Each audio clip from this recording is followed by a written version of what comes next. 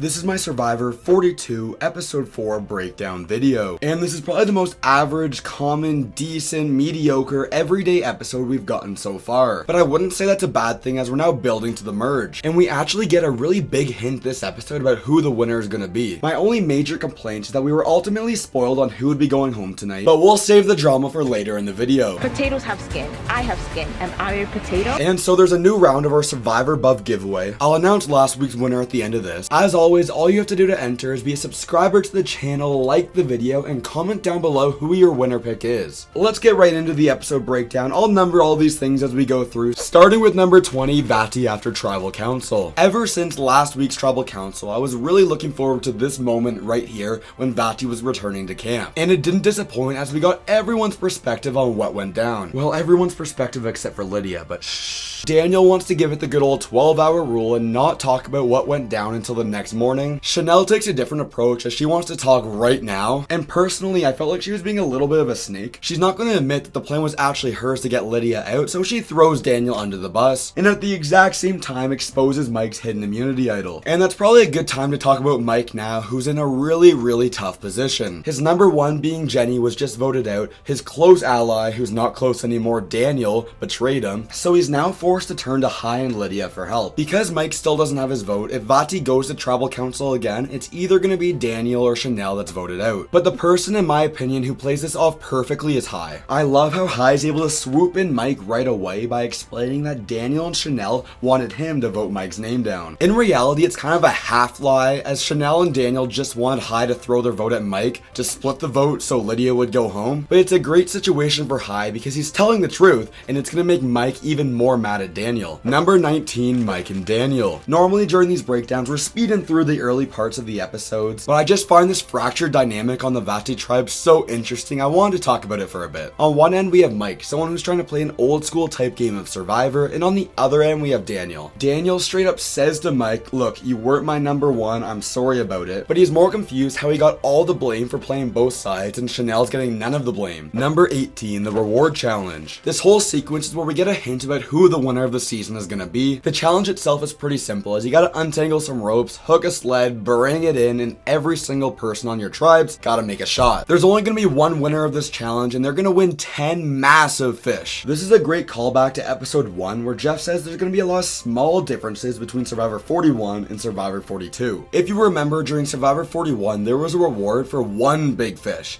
but this time around it's gonna be 10 fish instead. Number 17, the Taku Show. The Taku tribe, the Orange tribe, Jonathon and his friends, whatever you want to call it, I love this tribe so much. Unlike the other two tribes, this is a cohesive unit that's working together perfectly. And unlike some other challenges we've seen this season where Jonathon carries his team to the victory, I don't think that happens here. I'm not saying that Jonathon didn't have something to do with them getting such a big lead, but there's something about working so well together that helped him win. And this is really tough to see, as when the challenge is over, the producers choose to hold on a quick second to have the other tribes react to Jonathon being such a beast. Tori calls him a Goliath, Hai calls him Thor. It's going to be important a little bit later, but Jonathon makes a remark about how close his tribe is. We have such a solid four, Jeff, that I feel comfortable working with these guys so much. Number 16, 10 big fish. Lindsay talks about how as a tribe of 4, they are killing it right now, but she also tells Jonathon that he's gonna have to be careful later in the game because everyone's gonna be out to get him. I didn't think it was that big of a deal for Jonathon to say they're a tight group of 4 during the challenge. I think one of two things was going on here. Number 1, this tribe really is so tight they have nothing else to talk about. Or number 2, the Survivor producers are trying to nail into her head that this is the tribe to beat. And I think it's right here where we get a little hint about who the winner of the season is going to be from, because some little behind the scenes stuff, in recent seasons, Survivor's been choosing to have reward challenges take place, but just cut them from the episode. All in all, it was a pretty boring challenge that one tribe dominated from start to finish. We didn't need to see this, but for some reason, the Survivor producers wanted us to see how close Taku was. Number 15, Jonathon's story. I feel like Survivor's going out of their way to fix all the little nitpicks I had about the earlier episodes, as I was complaining about how all these flashback stories were super negative. negative. Jonathon's flashback shows us how he's been a beast since day one. Being the provider and being the hardest worker is just who he really is. I think I've said this every single episode breakdown, but Jonathon is my favorite player. But I'm not stupid. Jonathon is not winning this season, and it's gonna really hurt when he eventually gets voted out. Number 14, Romeo Annoyed at Roxtroy. An overall small moment highlighting Romeo's personality, but it's a hilarious moment that at the same time shows he's gonna be a strong Survivor player. You gotta love how meta Survivor's gotten, how he's literally explaining the montage that's taking place in the show, but it also shows how he's willing to have the patience to work with Roxtroy and not freak out and say, "Shut the hell up." Number 13, Swati wants power. Hindsight's 2020, and I think we can all agree, looking what's gonna happen later in the episode, that Swati makes the wrong decision here looking to have power in the game, but I really like what she's doing because usually the younger players on a season don't want to play the game hard and instead want to take a back seat. She talks to Tori about wanting to blindside Drea, but the problem is in a tribe of 5, you need numbers of 3 to vote someone out, and Drea's really close to Romeo, meaning the only option they have is to work with Roxtroy. Number 12, Tori and Rox. As Tori's gonna try to get something going with Roxtroy because she really doesn't have any other options being on the bottom. In a really questionable confessional, Tori says that Roxtroy highlights a lot of narcissistic tendencies, but she still needs to work with him, so she exposes Drea's extra vote. Roxtroy, being our old school Survivor player, shuts down the idea immediately and says, I don't really have alliances yet. Number 11, Rox exposes Tori. This is gonna be a common theme for the rest of the episode on the Ika tribe, as we're gonna get a bunch of he said, she said, fast-paced cuts going back and forth. He ultimately exposes Tori and tells Drea about the extra vote. Number 10, immunity mat chat. This is where we're gonna see more classic crazy phrases from Marianne, but first I have something really crazy to ask all of you. I'm currently in a battle against Russell Hance to be the most subscribed Russell in the Survivor YouTube community. You can help make that happen by subscribing to the channel right now, and every couple subscribers,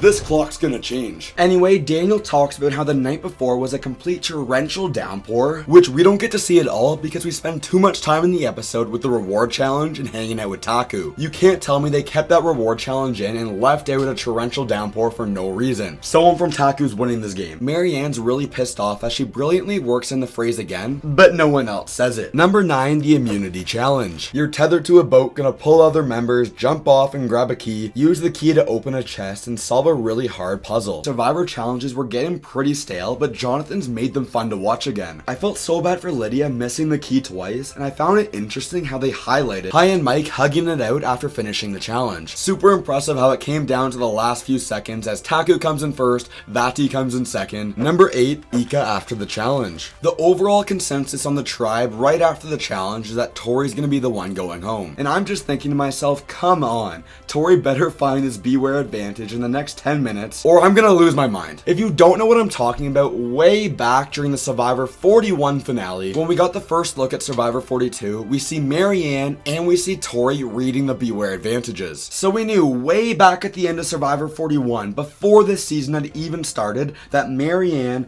and Tori were gonna find a beware advantage before being voted out. Get ready for a little bit of a rant because you can tell I'm pissed off about this. If you don't include Jackson because he was medically evacuated, 3 of the 4 tribal councils we knew what was gonna happen. First episode, it was between Zach and Tori. Tori hadn't found the beware advantage yet, so we knew it was Zach. Next episode, Mariah versus Marianne. Marianne hadn't found her beware advantage yet, so we knew Mariah was going home. And in tonight's episode, it was between Swati and Tori, so we knew what was gonna happen. Number 7, Romeo and Tori. From the episode point of view, I think it's this moment when Tori talks to Romeo that the vote switches. Tori says that Swati's playing the game really hard and playing both sides. Number 6, the Swati number 1 montage. Everyone on this tribe thought Swati was this innocent 20-year-old to come on Survivor to grow as a person and not be the strong strategic player. Cut to some awesome flashbacks as Swati telling everyone on the tribe, except for Roxtroy for some reason, that she's their number 1 in the game. Number 5, Swati gets paranoid. I mean, the paranoia ends up making sense, but it's a little too late in my opinion. She tries her best to talk to Drea and convince her to vote Tori out. I just didn't find this conversation to be too convincing. Number 4, Drea and Romeo. This is the last moment before the tribal council where Drea and Romeo decide who's going to be going home. I'm not going to continue my rant here, but if we weren't spoiled months ago, I would be so conflicted on who was going to be going home. Number 3, tribal council. Drea has such an awkward pause to start tribal council, once again highlighting Ika and Vati are both in shambles where Taku is a strong core unit. Romeo has a super cool sweater that I've never seen before. We get a little bit of Tori versus Swati action as both these players are lying their asses off, and Rockstroy has a dad moment being proud of Swati. Number 2, Shot in the Dark. We're now 0 for 4 with Shot in the Darks coming through not safe. Swati ended up going home, so she had the right idea to play it. I'm just waiting for the day for Shot in the Dark to say safe. And Rockstroy screws himself here as he votes for Tori with Swati. Number 1, Swati voted out. Congratulations to Easton Burner, you're this week's giveaway winner. Please private message me on Instagram or Discord so I can get your contact details. I'll announce a new winner next week during our episode 5 breakdown, and click right here for the greatest challenge beast in Survivor history.